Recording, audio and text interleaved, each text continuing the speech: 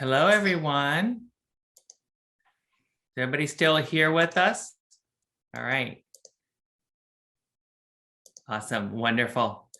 Thank you so much for everybody for joining us today for the CADEM Celebrates series. This is the last one this month, and this is the Transgender Day of Remembrance. I know some folks might we're celebrating, but yes, we are celebrating. We're uplifting the lives of those who have been stolen from us through anti-trans hate and violence. Part of Day of Remembrance is to uplift and remember them, and we do that by celebrating their lives. They were siblings, they were, not to use gender-specific language, but brothers and sisters and parents and uncles and aunts and the whole gamut of the human relationships. So that's why we want to celebrate their lives and uplift them, as well as mourn their loss. So really quickly, can we go ahead to the first slide? We're going to just jump right into this. All right, I got the chat up going on. All right, awesome. All right, so really quickly, I'm going to do a little quick for the next few slides. We're going to get into a little overview and primer for those who have not aware of what Transgender Awareness Month is in the month of November. It's not all about Turkey Day and giving thanks. It's about, it's a relatively new concept, but it is called Transgender Awareness Month.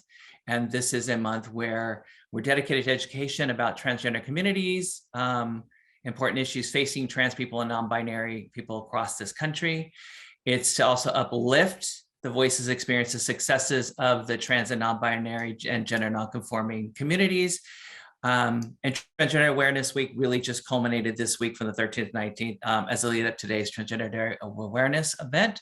I really want to, first of all, actually bring on Lester really quickly, my co-host and my co-chair for the LGBTQ caucus for Northern California. Lester, can you join us for a second? Should have just jumped in. I know we're all trying to scramble today. So can we turn Lester's camera on so he can throw out a greeting? Hi, Tiffany. Good afternoon, everybody. Buenas tardes a todos y gracias por acompañarnos hoy. Thank you for joining us. As you've heard, the International Transgender Day of Remembrance is an annual observance and honors the memory of the transgender people whose lives were lost in acts of anti-transgender violence. It is a day to honor the memory of the victims, to create consciousness, and to rededicate ourselves to fight the bigotry that is behind that violence. Now, as you can see, our panelists are all members of the of the transgender community, as is my co-host. But it is important that we understand that this is a day for all of us to mark. It's important that we all take the time to reflect on anti-transgender violence and its causes. Discrimination, harassment, and violence against transgender, gender non-conforming, and non-binary individuals are on the rise, unfortunately. And so is the use of anti-trans rhetoric by right-wing politicians and their efforts to pass anti-trans legislation. Now, far too often, people in the straight community, so to speak, and even those in our alphabet community of the LGBTQ individuals fail to speak out against these injustices. Even worse, there are those among us who feel that it is not our battle. Imagine if the transgender community had taken that attitude at Stonewall or at any point along the past 60 years. As Dr. King taught us, injustice anywhere is a threat to justice everywhere. We are caught in an inescapable network of neutrality, tied in a single garment of history, of destiny. Whatever affects one directly affects all indirectly. Standing up for the most marginalized part of the LGBTQ community is a moral imperative, and it is foolhardy for anyone to think that their struggle does not affect you as well. Thank you. Gracias, Lester. I want to also say a couple of things today really quickly to set us up. Lester did a great job. We're not interested in preaching to the choir. That's what we said last night in our LGBT caucus meeting. We're hoping that a lot of you joining us that are Democrats and delegates and guests may never have attended a Day of Awareness event, a Transgender Day of Remembrance. This might be new information to you. And so we really want you to just, we're going to walk you through it. We're going to talk about some things that are going to be uncomfortable. And yes, it's difficult to hear that how our folks are killed and why they're killed, but it's important conversation because we need to understand the violence and the motivations and the hate behind it in order to stop it. And it takes every one of us to stop it. For our trans and gender non-conforming siblings today on here in this space, I want you to take some self-care. I do want to put a trigger warning that we will be talking about violence statistics, and we will be reading some names of the 5 Californians killed through hate. We will bring them into the space. So please take care of yourselves. Do whatever that is that you do to take care. If you don't want to be part of the reading the names, that's okay too.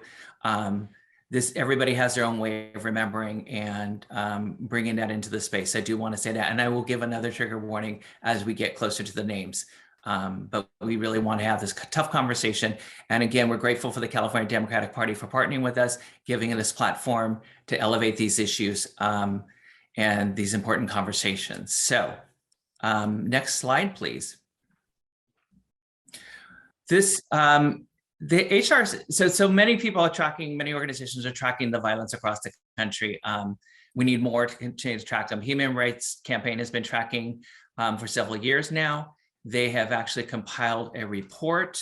In this report, they've actually been tracking since 2013. So in this report, they've actually tracked 202 cases of anti-trans violence. But really, the question is, why does this happen? What leads to violence against trans and gender non-conforming people? Well, there's multiple issues. There's anti-trans stigma. There's discrimination, institutional, structural, sexism, racism. We've seen that on display all year long and for 4 years of the previous administration. The other guy, for lack of, I'm going to try to keep it PG here. There's increased rejection from families. There's just total tons from birth to death, just a lack of humanity and dignity and respect. And so all these factors are intersectional, cultural, religious that collide to put trans and gender non-conforming at extreme risk for violence. You know, all these issues. So I encourage you to download the report, learn more about the issues, and to help work to track the violence and the murders and to stop, because we need to understand the problem. Next slide, please. All right. So what does Day of Remembrance mean? So you know, we say the slogan all year long, trans lives matter, but what does that mean? So today we're going to really talk about it. And a really great resource is the TDR Trans Lives Reports. This is the actually Remembering Our Dead website started by the founder of Transgender Day of Remembrance, Gwen Smith. And so she started this way before all of the internet really stuff started. She created this website to start tracking on her own, doing her own handwork. And now it is a huge major resource globally to find out information and prepare everybody for Day of Remembrance. Next slide, please. So really quickly, for those who don't know, trans history is really, really important. LGBTQ history is really important. We talk about LGBTQ history a lot, especially during Pride Month in June and LGBT History Month that we just came out of October, but trans history gets lost in it. And so I want to bring that front and center today. Gwen Smith is the founder of Transgender Day of Remembrance. She is a San Francisco Bay Area activist, longtime friend of mine and colleague of others on this, joining us as guest today. She started this in 1999, 98. She got sick and tired of reading newspaper accounts on page 26 where it said, "Man in wet dress and wig found in a ditch." Literally, like 2 sentences. No dignity, no humanity. And so she started cataloging and combing through different news sources. But really what kicked her off and pissed her off was Rita Hester, a Black trans woman, was murdered in Boston. There was no attention. Nobody seemed to care. She gathered some activists in San Francisco, in the Castro and marched to City Hall to bring awareness. And that is literally how this started. Our community taking care of each other, trying to bring attention, as we still do today, that trans lives matter. And now it is a global event. So I just want to give the flowers and the roses to Gwen Smith for kicking this off. And on that note, I also want to acknowledge in the chat, feel free to bring folks into this space. Remember, I want to thank Ann, chair of our Children's Caucus, and remember Gwen Arajo. Please bring in folks into the chat space that you want to remember and hold in your heart today, so that we can make sure that we uplift them and remember them. All right, next slide, please. Some quick statistics, because, you know, we need data. Data drives everything. And the data is very stark and reality driven. 2020 was the deadliest year on record for US trans Americans. 44 that we know of were killed. We say we know of because we find out many months later that somebody was trans and wasn't reported a victim. Misgendering, dead naming, where folks use their birth name that is no longer relevant, instead of their new name, their chosen name, or their chosen pronouns. Families don't acknowledge their trans child that was killed. And so we never have accurate data. There's also numerous deaths you'll see in the next slides, where there's lack of trans advocacy organizations or LGBT organizations that can actually track and report accurately. And accurate reporting is actually something that we all need to work on. So we say that we know of. A majority were Black and trans women, as well as Brown Latina trans women. That trend has been going on for decades. 2021 is now the deadliest year, with at least 46 trans and gender non-conforming people killed. That data, there will probably be somebody killed while we're in the middle of this webinar, unfortunately. Again, the majority of our deaths this year are Black and Brown trans women. They bear the brunt of the violence and the epidemic of violence against our community. Globally, 350 trans and gender non-conforming killed globally in 2020. And right now we are on track to have the highest global deaths of our community and recorded history, with at least 375 that we know of today. So I want to make sure that we are aware of these statistics, because we need to stop the violence. Next slide, please. Quick maps here. So you want to understand, again, for those who don't understand where the violence comes from, the majority, and this will tie into our presentation, the majority of the trans violence happens in the South and the Southeast. These coincidentally are states that don't have anti-trans legislation. They are red states, and they don't have progressive Democratic legislatures to enact progressive pro-trans and LGBTQ legislation. And next slide, please. And you'll see globally, the Americas lead the world in trans violence and murders. So it gives you a very good perspective of what we're dealing with and how this affects everyone. Next slide, please. All right. Cluster, do you have anything you want to add to that? No, it's very sobering statistics, and it's really what is officially reported. We know the problem is far more serious than that, and it is a complex of not just all-time prejudice, but continuing rhetoric that worsens the misunderstanding and the hatred against members of our transgender community. Yes, exactly. So let's have some conversation around this. I'm really excited to have a panel conversation to uplift some amazing trans warriors and leaders in our country. We are going to transition now into a conversation, and with some of our invited guests, we're going to bring them on one by one. Going to have a little conversation with them, and then we're going to gather on to the virtual couch for a panel conversation before we recognize and remember some of our fallen siblings. So at this point, I'm going to actually bring on, can we have Honey Mahogany join us? Honey Mahogany is no stranger to California and the world.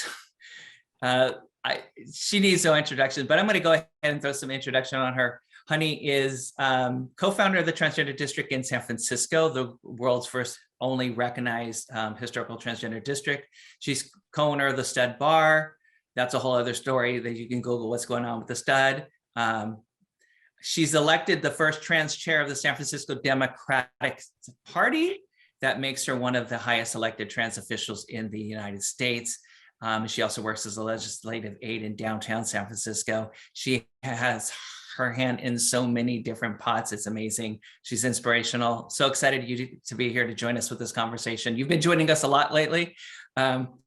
Glad that you can let me have you on speed dial and say, hey, girl, I need you. But I wanted to give you your roses and your flowers. And for those who don't know about our community and our culture, is that we're going to give our roses and our flowers to our community while they're here to accept them. And that emphasizes the point of don't give our roses when you're dead. Like they're just on top of my casket or my urn. So I want to give you your roses and props today. And thank you for joining us on this conversation. Opening remarks, anything you want to start off with? Well, I just want to say hello, everyone at the California Democratic Party. It's an honor to be here. And I also want to give a shout out to co-chair Tiffany Woods, who has been just leading a lot of this work for many, many years. And so I am honored to follow in your footsteps. And I'm so grateful that you call on me as often as you do. I appreciate it. I'm going to keep calling on you. All right. So a couple questions for you before we bring on all our panelists. As the co-founder of the Historic Transgender District, please tell us about some of the life-saving trans non-binary affirming work and programs that the district is currently engaging in. Sure. I mean, thank you for that question. This is, I think, one of the proudest things, projects that I've been able to work on, something that's definitely close and dear to my heart. I'm really proud of the Transgender District and all it's been able to accomplish in just 3 years. It was just a thought, just a dream that me, Janetta, and Aria had about how we could stop the displacement and continued trauma that our community was facing here in San Francisco, in a neighborhood that had so much of our history and where so many trans people have lived and continue to live till this day. I guess the most pressing thing, or the most recent thing that the Transgender District has been able to do in terms of providing services is really to pivot during the pandemic. As you know, many agencies, nonprofits, organizations, businesses had to completely freeze and rethink in the ways in which they served their constituents and customers.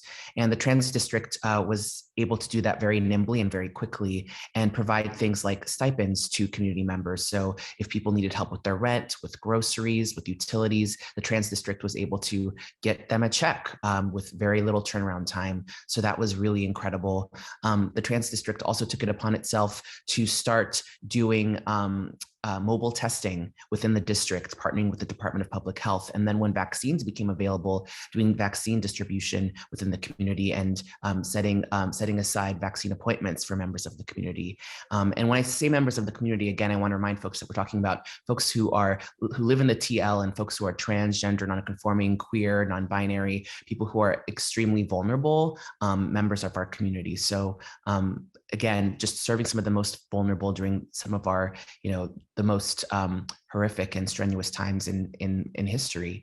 Some of the ongoing programs, though, that I'm also really proud that the Trans District is doing is, well, firstly, we are housing trans people. So we have our housing opportunities for trans tenants, also known as our Hot Trans Housing Program.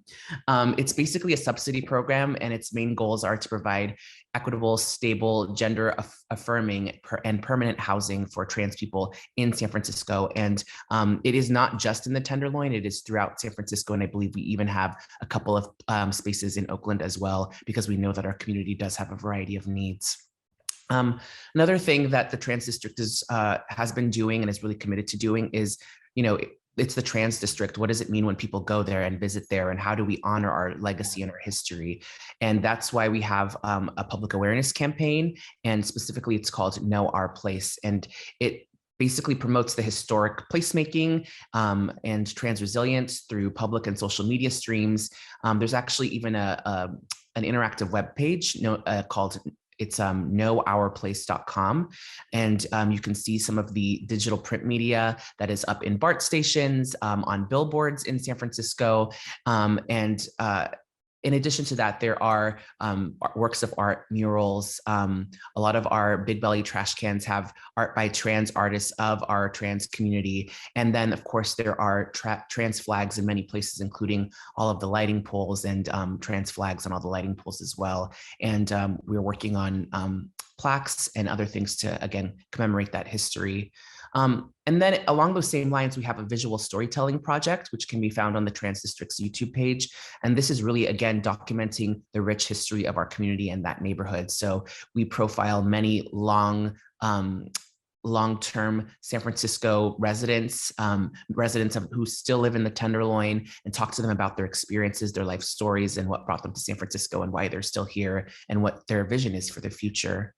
And I think the last thing that I'll talk about is the Entrepreneurship Accelerator program, which is really, really exciting. This is, from the beginning of our dreaming of the Trans District, we thought, we really wanted this to be a holistic thing. We wanted it to stem displacement, to provide housing, to provide services, and also to have a space for trans-owned and operated businesses, provide job opportunities for our community, which, still to this day, it's not always easy to get a job as a trans person, even in San Francisco. And so this Entrepreneurship Accelerator provides interested candidates with some training on how to start thinking about a business, how to start opening a business. We pair them up with mentors. We provide them with seed funding for their business. There are grants for business licenses and other things. There is media advising and brand advising, and also the accelerator pays for things like web page development and maintenance. So there's been a couple cool things that have come out of there. Fluid Co-op is one, which actually has opened in the Tenderloin, though it's slightly outside of the Trans District. And there's also a couple other businesses, including some clothing manufacturing businesses, a makeup business, and a future restaurant in the making. So very, very exciting work coming from the Trans District. That is amazing, exciting work. And I'm just going to do a really quick translation. Translation is, this is the embodiment that you, Janetta, you and Aria and your teams are the embodiment of Black trans leadership and letting you lead and designing what you need for your communities and then implementing it. And that is something that needs to be modeled across the world. So amazing, amazing work. And I know that this is probably just the start of it. So thank you for showing what trans leadership really looks like, not just talking about it, but in action and implementation. All right, next question for you. California is one of the most, did we lose your sound? No, I was about to mute myself, but then I realized there's another question. Perfect. California is one of the most pro-equality states with the most pro-equality governor, Gavin Newsom, in California history. We really emphasized that point during his recall effort. Tell us how and why that makes a difference in trans communities, especially in trans communities of color. Well, yeah, I mean, it's certainly nice to live in a place like California, right? And I think, well, very specifically, that type of leadership and representation can translate into dollars, right? And to funding for our community, which is incredibly important.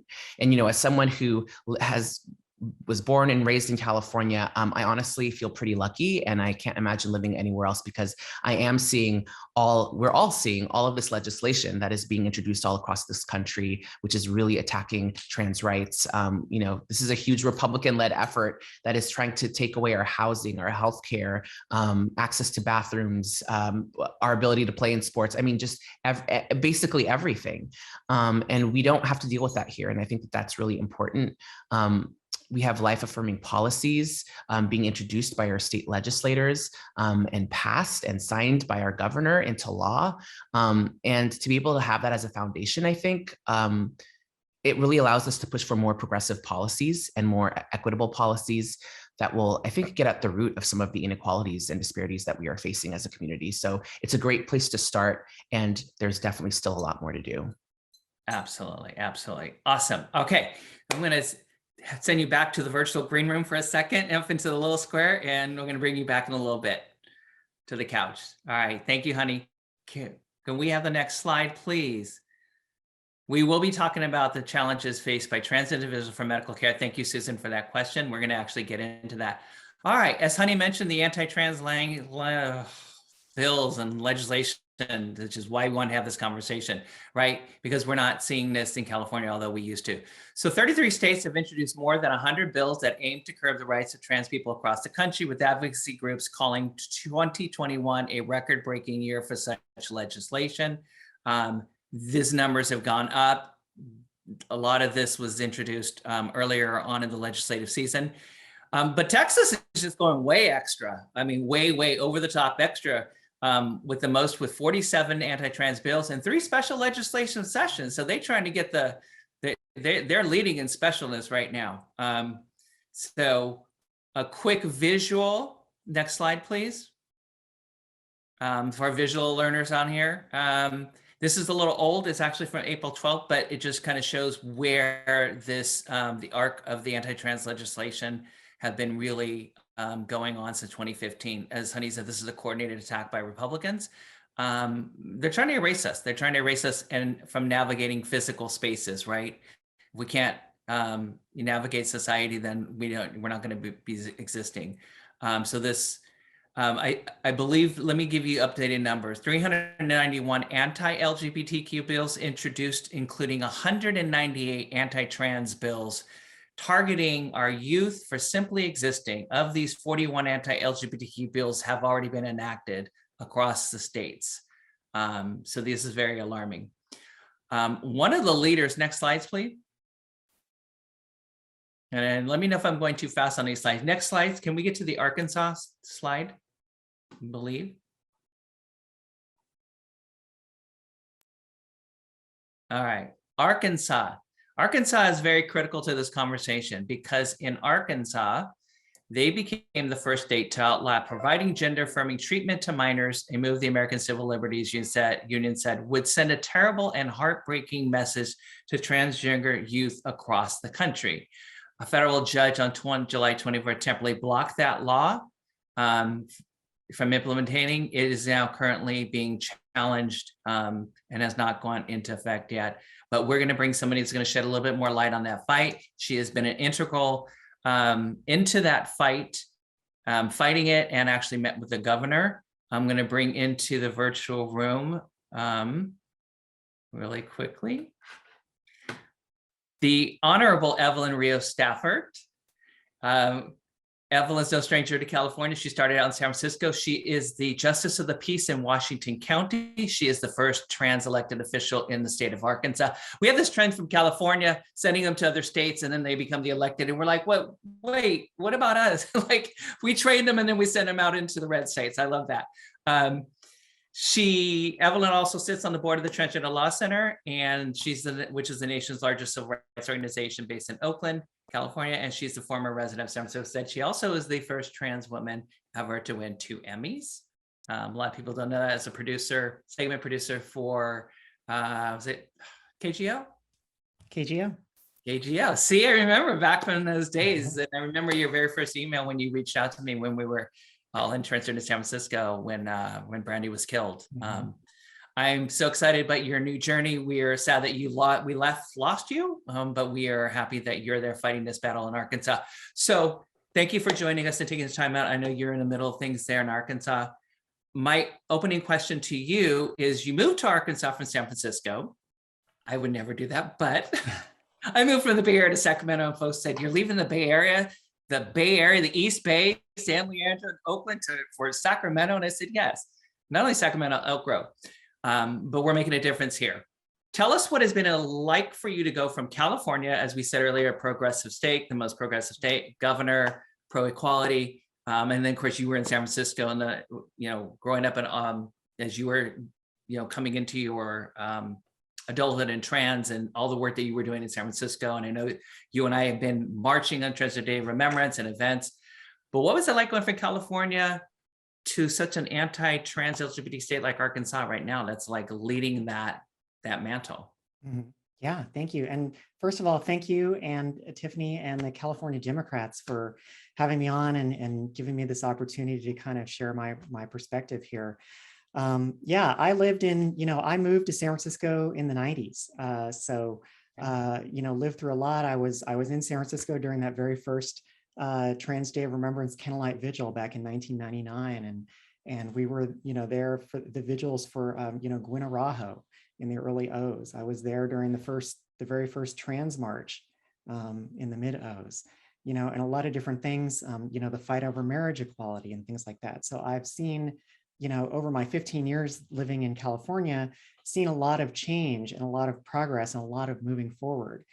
And I would say that, when, a few years ago, as my parents and my husband's parents started getting older and the cost of living in San Francisco kept getting higher and higher and higher, we made the decision to move back where my husband grew up and where his parents are from, which is Fayal, Arkansas, which I would describe as sort of like a little miniature Berkeley of Arkansas. Okay. It's a very blue dot in a very red state.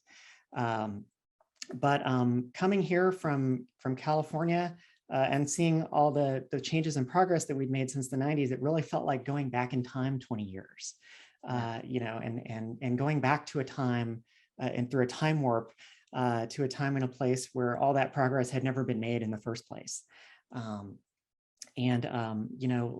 Like several other southern states, it's a very rural state. The entire population of Arkansas could fit inside the Bay Area with room left over.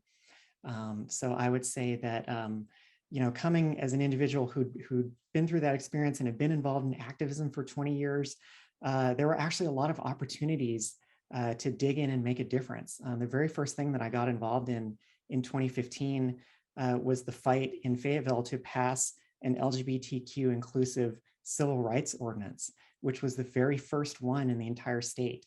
And it got passed at the ballot, which is amazing. And then there was the conservative Republican legislature blew its top over it basically, and passed a law basically specifically to overturn Fayetteville's law and to stop other cities from passing similar laws. And it ended up in the courts, held up in the courts for years and years, and it was eventually, unfortunately, overturned by the Arkansas Supreme Court. But out of that battle has grown a lot of activism and a lot of folks getting involved and sort of, pitching in to make change. Out of that battle, I was in, it happened not only at the first T-Door Vigil in California, but then 15 years later at the first T-Door Vigil in Northwest Arkansas. So I was able to be part of those. This year was the very first trans march in Arkansas, and I was honored to be invited to speak at that. So there's been a lot of I will say that a lot of the things that I've seen is that activists in the South are some of the fiercest fighters that I've ever seen, because they have to fight 3 times as hard to make half the progress. And they are amazing and tenacious and resilient because they are really facing a lot of headwinds, from Republicans, from very, folks who are very tied in with, really religious conservative, basically hate groups. And a lot of Arkansas and other states, these lawmakers that have been passing these laws, a lot of them, it is a coordinated effort. A lot of them are cookie cutter laws that are being handed to these Republican legislatures from large, what I would consider hate groups like, the Family Research Council and the Heritage Foundation and things like that, who are ghostwriting all of this and are using a very sophisticated media operation to try and push their talking points. And that's why I wanted you and Dr. Richmond here to talk about how coordinated this is, right? Yeah. You can read about it in California as a media story, but no, this is a cut and paste legislation, and they model it and they try to, it's kind of piloted in states where they know they can ram it through really quickly with no opposition, and then they just start sweeping the country, right? We saw that with in North Carolina with the first bathroom bill, right? Yeah. Several years ago. So wonderful, awesome. Okay, so we're going to send you back and joining Honey. Okay. We're going to bring you back for the conversation. I have some more questions for you, so go hang out with Honey. We're going to move on, and we're going to get into Tennessee. Thank you. All right, I'm going to actually take a quick pause here, and I'm going to bring on Lester, and Lester is going to introduce our next panelist and talk a little bit about Tennessee. Next slide, please.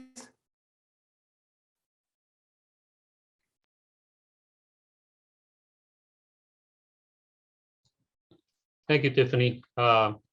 Tennessee is one of the states that's been most active in this movement to curtail the rights of transgender individuals. Tennessee has passed 12 bills. Lawmakers passed, and Republican Governor Bill Lee signed 5 new bills into law, consistently dismissing concerns that they discriminated against an already vulnerable population. Some of the laws are unworkable and that they could damage the state's reputation. Apparently, they don't care about the state's reputation. SB 126 is one of the most insidious ones. It prohibits healthcare providers from prescribing hormone treatments for prepubescent minors, except in certain cases. The bill passed and was signed into law on May 18th. Our next panelist is Dr. Marissa Richmond. Dr. Richmond teaches history and women's and gender studies at Middle Tennessee State University.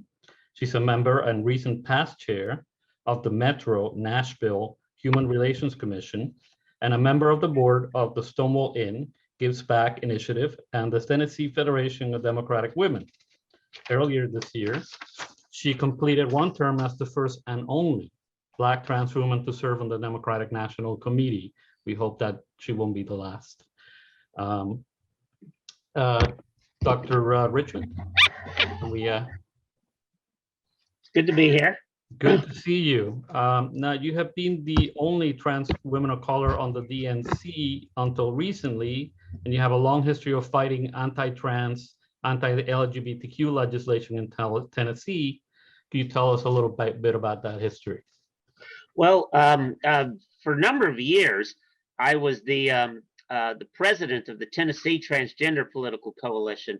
We're a statewide agency, nonprofit advocacy group. We were actually trying to push for pro-equality legislation, but we have these Republican supermajorities in both our House and our Senate, and a very right-wing governor. And mostly today, we find ourselves mostly fighting negative bills. As was pointed out, we passed 5 anti-LGBT laws, and 4 of them are transgender specific. And we're calling this the slate of hate, making Tennessee the state of hate. And we're angry, we're outraged, we're frustrated. We're just so annoyed and irritated that we have to deal with this.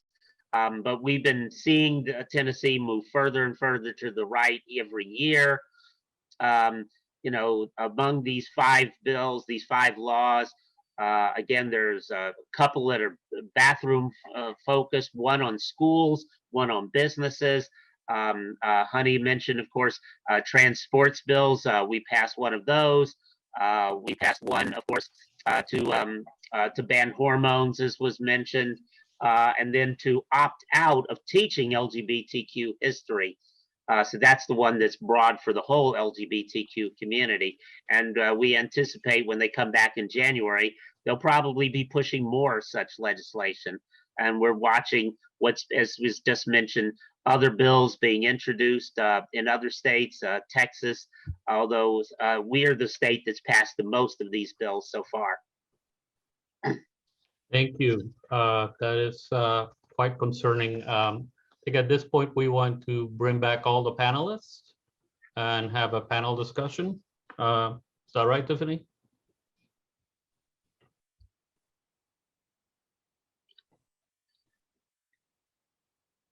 Give us a sec while we get everybody else. Yeah, absolutely. We're going to bring everybody back. We're going to get on the virtual Zoom couch and we're going to have a conversation. All right, thank you so much. Again, for everybody that here, we're down to 149 from 200. Thank you all for staying with us for this amazing conversation. Again, really quickly, I want to give you all three your flowers and your roses while you're here. And thank you so much for everything that you're doing every day to uplift and protect trans lives. And all right, so we have a couple of questions. I'm going to leave these questions off. We have about 10, 15 minutes for this. So I know you all set, surprise, surprise, you all set the questions. And again, if anybody has any questions in the audience, I know I've already seen Evelyn work in the chat. We're very good at multitasking. So put your questions in chat. But specifically, I have a question for each, and then Lester's going to follow up with a couple for all three of you. Honey, back to you. What future legislation would you like to see passed in California in protecting trans and non-binary Californians? Be mindful, I know that we talked with Senator Wiener last night that the repealing the Walking While Trans bill will be reintroduced in January, sent to the governor's just in January. He's just trying to build up a little bit more support for that. And I've been fighting to get that passed. So keeping that in mind, but what other, what do we need? What in your, because you're on the ground right there in San Francisco and the TL and the Transgender District. What else do we need? We can always use more. Well, yes, thank you. I mean, that would be my top one, actually. I mean, I think that, well, first of all, trans rights are human rights, right? So anything that benefits everyone is definitely going to benefit trans people because, again, we're disproportionately impacted by a lot of these things that we're seeing, whether it be lack of access to jobs, lack of access to healthcare, lack of access to housing, and the disproportionately impacted by homelessness. So anything statewide to address these huge issues that really municipalities can't deal with on their own is going to make a huge difference in trans people's lives here in San Francisco. But I agree, and I'm so glad, you know, I do think that Senator Scott Wiener has been a good ally and champion for the trans community, you know, specifically in some of the reforms he's been trying to make to decriminalize sex work. You know, as folks may or may not know, because of the discrimination that trans people have faced historically, one of the only available ways for them to survive is to engage in sex work. And so it is prevalent within our community. And unfortunately, well, I should say, of course, it is criminalized because that's what we do to oppress groups. We criminalize the ways in which they make their money and put them in jail. So I think making sex work legal is a really important step towards the liberation of trans people, but not just trans people. People of color, women. I think, again, this is a human rights issue that needs to be addressed.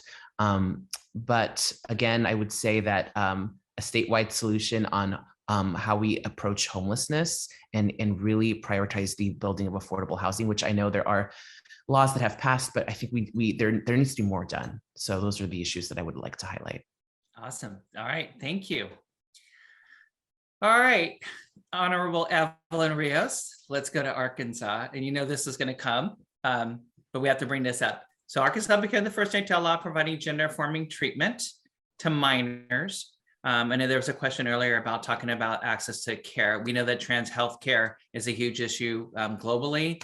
We know that without affirming trans care, affirming means, so let me really quick for somebody who is providing gender care for many years in a trans clinic and trained providers. Gender affirming care is basically access to hormones, surgery referrals, access to forms that affirm your identity, your pronouns, your name, that really affirms you as the right to have access to what you need for your transition, whether it's medically, medical transition or social transition, and without having to be stigmatized and go get hormones on the street. We want you to make sure that you're doing your screenings, your testing, your HIV, your STD screenings, whatever. So all of that is affirming, hopefully with trans staff and trans providers and clinicians. So that's one thing. And there's institutional discrimination across the board, as well as lack of providers and trans run and trans affirming clinics.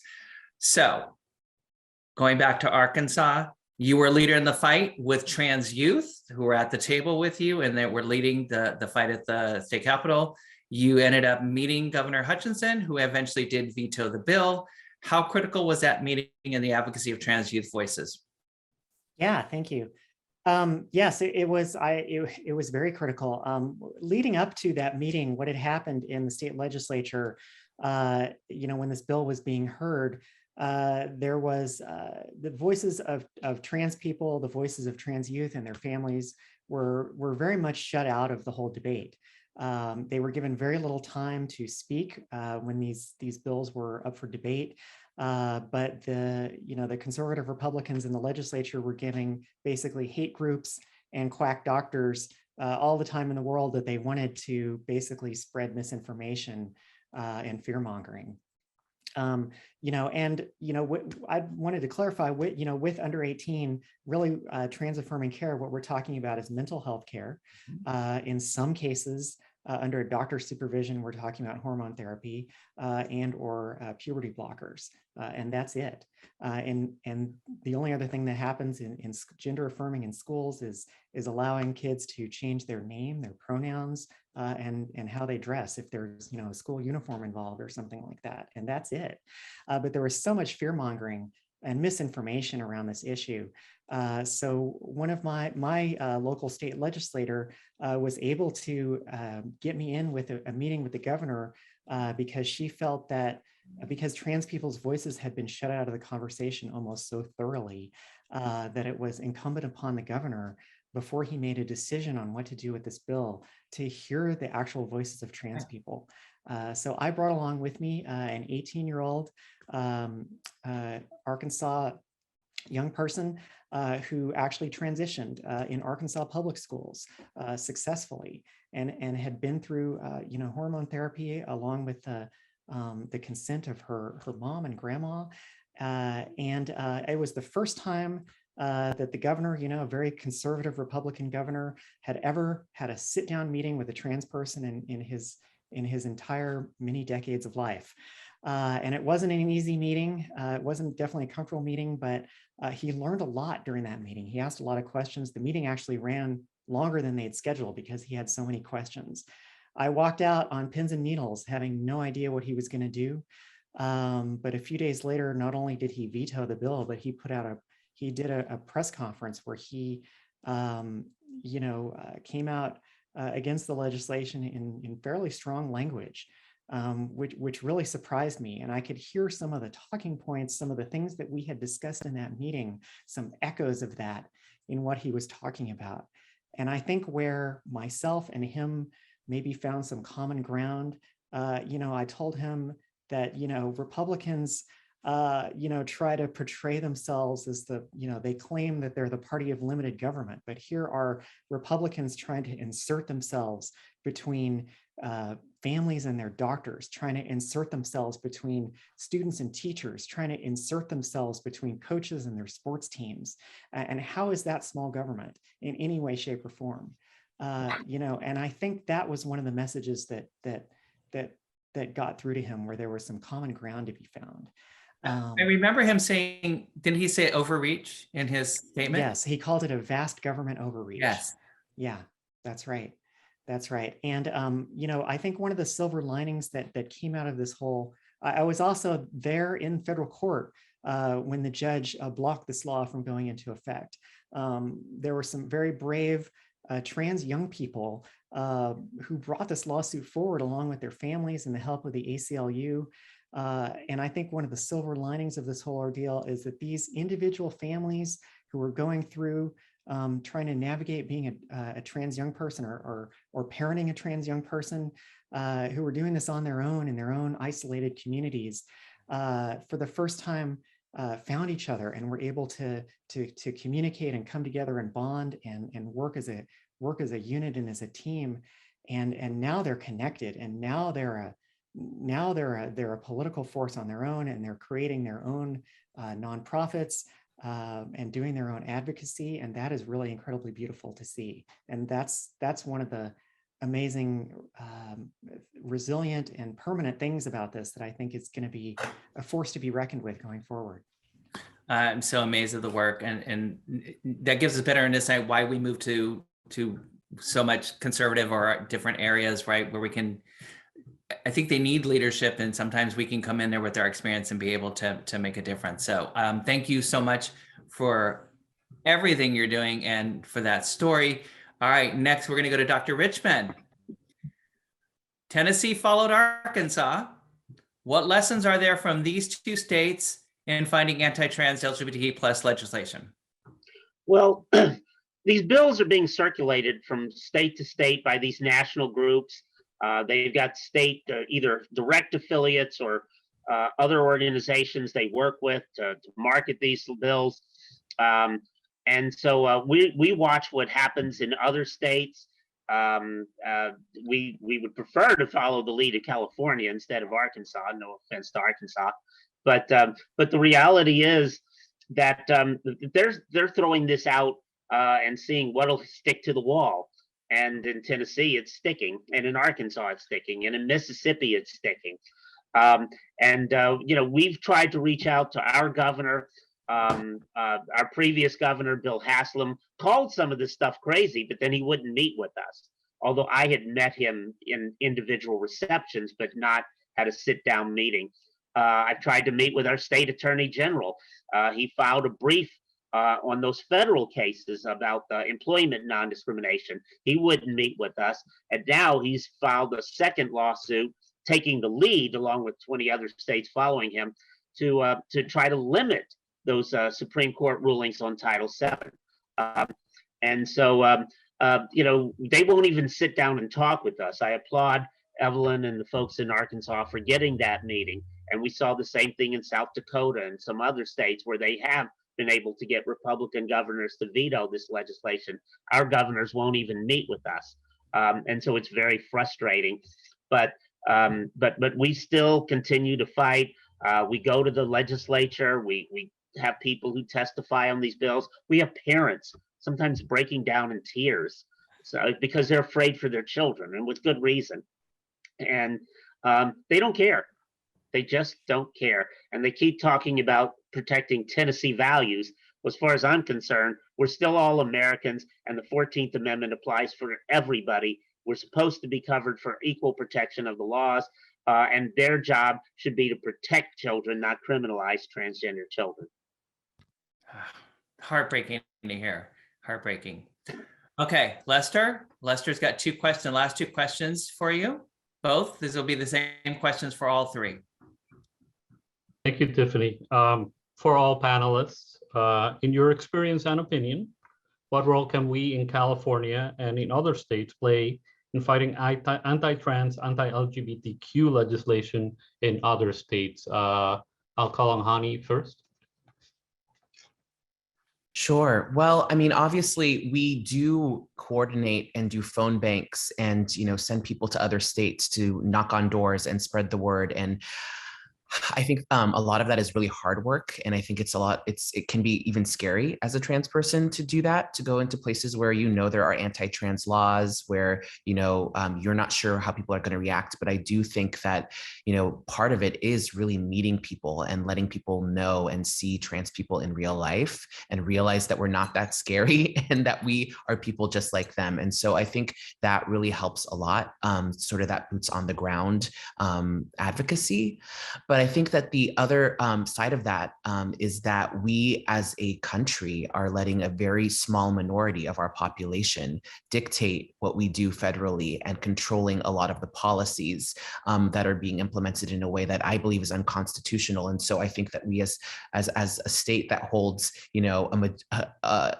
a huge portion of the US's population, we need to really take the lead in pushing for reform when it comes to how representation works for our federal government, and pass laws that will finally protect trans communities, LGBT communities, but all communities really, and prevent discrimination from happening and being implemented through state legislatures. Thank you. Justice Rio Stafford. Yes, thank you. I would say that the two biggest things are resources and helping with capacity building. Like I mentioned that, from coming here, I've seen just the amazing resilience and tenacity and fighting spirit, of activists here in the South. They definitely have that. But one thing that they're lacking, for example, Arkansas has a very high poverty rate. And so in order to, fight against these really well-funded national hate groups and the machines that they put forward, there was a huge imbalance between the resources that one side had and the very small amount of resources that the folks who are fighting these bills had.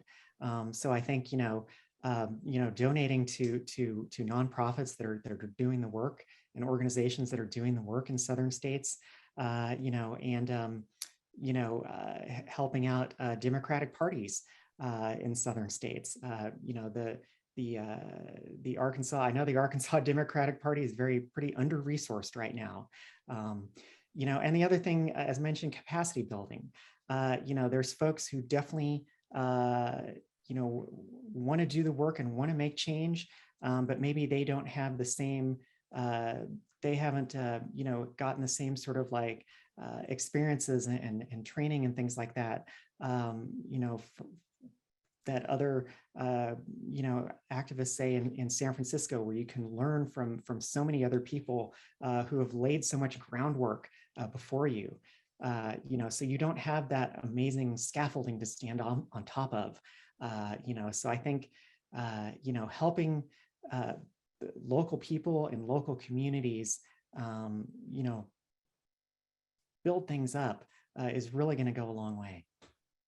Thank you. Dr. Richmond? Yeah, well, similar to what Evelyn just said, Tennessee's not considered a battleground state. We're not getting those resources from the rest of the country. We have a governor's race next year. And this morning I started at a Black Caucus breakfast, and we heard from one of our Democratic candidates for governor. We got currently 3 people running next year to challenge Bill Lee. And but we're going to need resources to give whoever our nominee is the ability to challenge him. We're going to need resources to flip those seats in the legislature. Right now, it's, I think, 74 to 25 in the House and 27 to 6 in the Senate. So they've got these massive majorities right now. And, like in Texas, they boycotted meetings so the Republicans couldn't get a quorum. If all of our Democrats left, the Republicans would say bye and just continue because they have enough to continue to go forward with that and still have a quorum. So we need to get our numbers up. We need those resources to help our candidates. And so I'd say right now, that's the biggest thing that we need here in Tennessee. Thank you. And I'm going to follow up with our final question. What does Transgender Day of Remembrance mean to you personally? We'll stay with you. Okay. I've lost friends very violently. And I remember 25 years ago, a friend of mine, she had moved to Chicago, was very brutally murdered. And this is triggering, so be aware of that. She was strangled, stabbed 35 times, and then set on fire to try to hide the crime. And all of us who knew her broke down. I bawled my eyes out. After the funeral, I stood there at the foot of her grave and I made a pledge that I was going to do whatever it took. I said, I can't bring you back. I can't solve this crime. And by the way, that crime has also never been solved. Her name was Christian Page, so I want to honor her memory. But I said, I don't know what I can do, but I'm going to do whatever I can for as long as I can. And I renew that pledge at her gravesite a minimum of once a year. And so Day of Remembrance is a time where we come together to remember our friends, those we've never met, because their lives are important. Their lives have value. They are our friends. And one of the things that we've done here in Nashville, when especially years ago, some of the older cases, we didn't have a name. So they were just unknown. And we've declared all of those people a friend, our friend. We're their friend because somebody cared about them, somebody loved them. And it's important that we never forget them. Thank you. Justice Rio Stafford, what does Transgender Day of Remembrance mean to you personally? Yeah, you know, like I said, I've been, you know, part of the trans community since the 90s, and I have definitely lost people, you know, to just, I've lost a lot of people over the years, you know, from including names that aren't on the list because they died of suicide, for example, you know, or had health issues because they weren't getting the right medical care that they needed. You know, and those names aren't necessarily included on this list, but they count, you know, as well. To me, it is a opportunity for our community to come together as one. You know, I think that, as with any community, there can sometimes be, you know, infighting and people who are at odds with each other over various issues and things like that, or maybe don't always see eye to eye to things, but it's a day where everybody comes together, I think, you know, under one cause. And it's a day to remember, I think, not only remember, honor the memories of those who are no longer with us. And I think that's a really beautiful thing, and always makes me incredibly emotional. But it's also a day to remember to not stop fighting, because we have made progress, and we are going to continue to make progress, and we're going to make tomorrow a better day for the next generation, so that eventually there won't be a need for Trans Day of Remembrance, because there won't be any murders. We've been saying that every year, right? We say it every year. Thank you. And Chair Mahogany, same question to you. What does Transgender Day of Remembrance mean to you personally? Sure. Well, I agree with the other two panelists. I think that this is a day to mourn, and you know, I do want to acknowledge that, you know, earlier this year, even here in California and the Bay Area, we do have violence perpetuated against our trans siblings, including Natalia Lopez, who was killed earlier this year in Milpitas, stabbed to death. So I, you know, I mourn our community's loss on this day, and you know, just acknowledge the lives and the importance of my friends also who have died and passed away due to violence here in the Bay Area. Bubbles is one who I think of often, who was killed in the Tenderloin, and was such an incredible light and brought so much joy to so many people through music, through performance. And so I acknowledge their lives and the importance they hold in our community, and the contributions that they've made to our culture and what has made our life here in San Francisco so wonderful. And I also, again, take it as an opportunity to remember that there's still so much work to do. And so that's something that I think probably motivates many of us who are here, because we're all involved and we're all working to make a difference, which is, you know, seeing some injustice, recognizing that injustice, and then thinking, well, what can we do to make a difference and an impact? So I just want to say thank you to everyone who's here on the panel and everyone who stayed to watch the panel, and hopefully we can do this work together. Thank you. Thank you so much. I'm so grateful for this conversation, and I'm feeling emotional, enriched, uplifted, and affirmed. And I know you all are so busy with work. You have all the events today. Feel free to stay, and please stay with us, where we are going to transition into remembering names and reading, as you brought up. We've had California deaths. We're gonna read them. So feel free to stay with us. Also drop any links in the chat I know there's events in San Francisco coming up. I know Fluid has an event coming. So let everybody, there's some events in Sacramento tonight. PFLAG is putting on. So feel free for everybody in the chat, drop your links and events. I'm going to ask everybody at this point, as we transition into reading names, thank you for staying with us this long. So a couple things I want to preference before we actually read names. We are going to read names of the five Californians were stolen from us. Their talent, their lives, their treasure was stolen this year. We're going to read them and with their photos on the next slides. And then we will, there will be a slideshow of the US murders. Hold on, can we back the slide up for a second? Great, thank you. Really quickly, so again, a trigger warning. I want everybody to take self-care, and self-care is very important right now during the reading the names, but this is very important to the community. This is one of the reasons that Gwen brought everybody together to remember. And I think it's important to understand context and perspective, and again, trans history. We include the cause of death, and Dr. Richmond brought that up very clearly when she remembered her friend. The violence that's inflicted on trans people is an overkill. It is extreme overkill. It is designed to erase the existence of us, of that encounter with a trans person, in essence, to erase the humanity. We can't understand the cause of the violence if we don't understand where it's coming from. And if we don't understand where it's coming from, we can't address it. And so I know it's hard to read how they died, but it's important to realize how they died. And so please take care of self-care. I'd like to, if you want to remember folks in the chat, bring other folks into this space. We appreciate that also. Okay, Lester, you ready? All right. Next slide, please.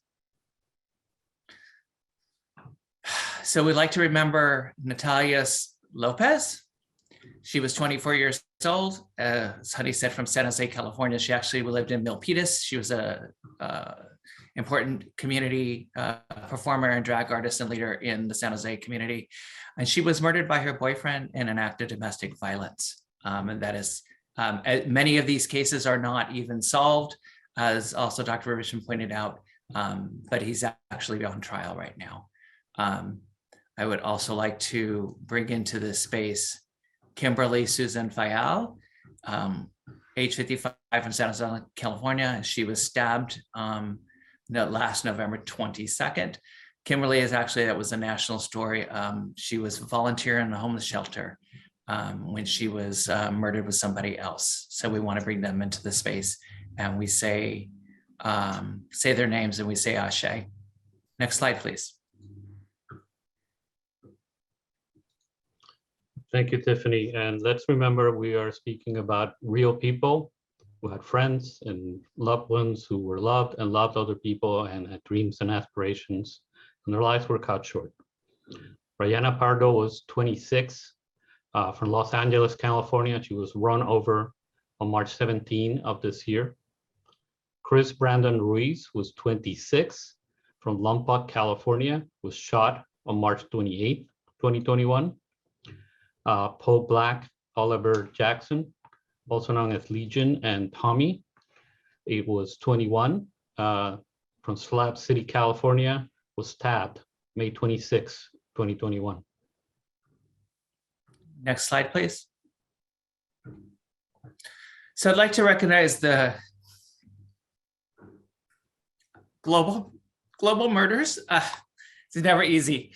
So representing the global murders is Andrea Gonzalez. Andrea was a colleague of mine. She was amazing. She was 28. Andrea, I met her in Guatemala City in 2017 when I was doing international work for their human rights initiative. That's a photo of us in a panel. So Andrea was the executive director of La Reinas de las Noches, the Queens of the Night, non-governmental organization, and they are literally taking their lives in their hands when they march in the streets for trans civil rights. And I was grateful to be able to work with them on implementing a trans clinic. She was 24 when I met her. She's 28, and we believe that she was assassinated. It was literally 1:30 in the afternoon in Zone 2. That's in the historical Guatemala City district where all the cathedrals are. And in the Americas, movement leaders are often targeted by right-wing extremists and assassinated. And we believe she was a target. She was working with the embassy, and she was literally assassinated while Vice President Harris was actually there in Guatemala. And they were actually leading actions to get Vice President Kamala Harris's attention to the human rights issues in Central and South America. So I want to bring Andrea into this space to say her name. And I also, I've done this too many times. I've been doing this all month long at work. I want to bring my former staff, Brandy Martell. Brandy was 37 years old, shot and killed in Oakland on April 29th. And her murder herself 3 years later. So I want to bring Brandy into the space and We are going to transition now into a slideshow. Next slide. A reminder, that's our next slide, please. Go back one. We're going to go one back. We're going to go into a slideshow, and just a reminder, this will be a few minutes. Please stay with us for closing remarks as they run a slideshow of all those in United States that have lost, including suicide. Please keep somebody in their heart, say their names, and stay with us for closing remarks. Go ahead and run the slideshow. Thank you.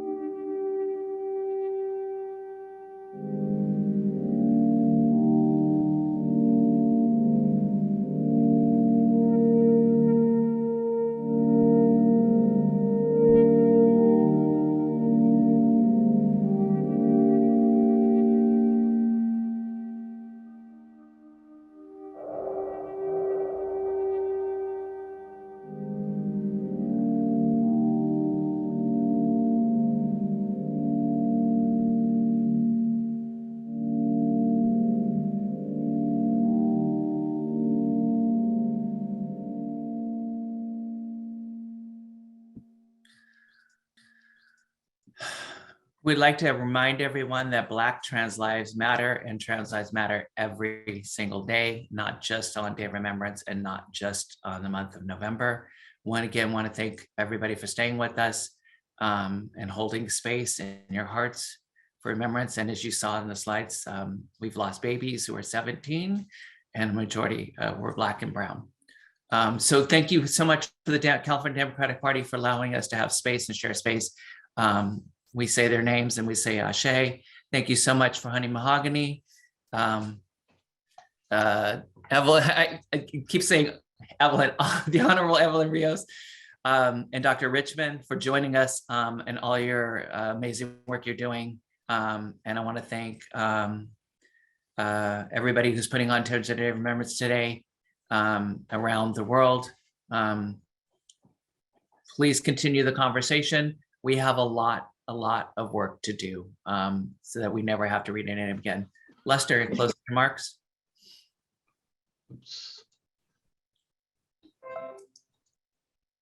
Oops, sorry, I had to restart my video.